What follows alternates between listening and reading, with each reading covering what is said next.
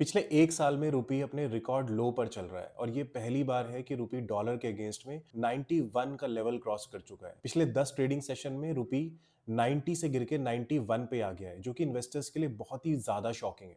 Government ने भी parliament में रुपी के गिरने के 5 बड़े रीजंस दिए हैं। पहला है स्ट्रॉन्ग डॉलर डिमांड। जब मार्केट में रिस्क हो या डर हो तो इन्वेस्टर्स सबसे सेफ करेंसी यानी कि यूएस डॉलर खरीदना शुरू करते हैं। जब सब लोग डॉलर खरीदने लगते हैं तो ऑटोमेटिकली डॉलर का रेट बढ़ जाता है, मतलब रुपी की वैल्यू गिर जाती है। सेकंड रीजन है ग्लोबल अनसर्टेनिटी। जब दुनिया भर में टेंशन चल रही हो, चाहे वो जियोपॉलिटिकल वॉर्स हो या यूएस में नए ट्रेड टैरिफ्स का डर हो, तो इन्वेस्टर्स को फ्यूचर क्लियर नहीं दिखता है।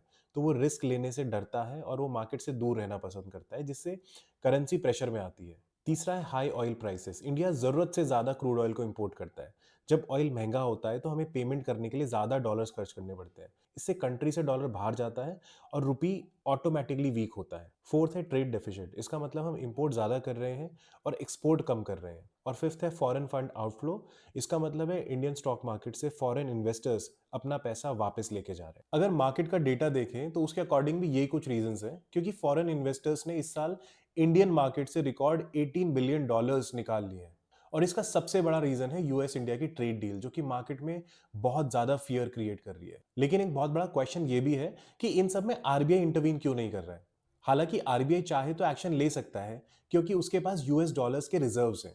आरबीआई एक्शन नहीं ले रहा है, इसका रीजन ये हो सकता है, आरबीआई चाहता है कि रुपी नेचुरली फ्लो करे। इसको थोड़ा सा अगर इजी लैंग्वेज में बताऊं, तो जिस कंट्री का करेंसी सबसे ज्यादा वीक परफॉर्म करता है तो उसके एक्सपोर्ट्स इंक्रीज हो जाते हैं। तो आरबीआई हो सकता है एक्सपोर्ट्स को कॉम्पिटिटिव बनाने के लिए, एक्सपोर्ट को इंक्रीज करने के लिए ज्यादा इंटरवीन करना नहीं चाहता। अब इसमें जितना इंपॉर्टेंट रोल आरबीआई का है, उतना इंपॉर्टेंट रोल गवर्नमेंट का भी है। गवर्नमेंट चाहे तो आरबीआई के साथ मिलकर रुपी को स्ट्रांग बना सकते हैं यूएस डॉलर के अगेंस्ट में, बट फिलहाल वो नहीं कर रहे हैं। इसका क्या रीजन है, ये आप मुझे कमेंट सेक्शन में लिखकर बता सकते हैं।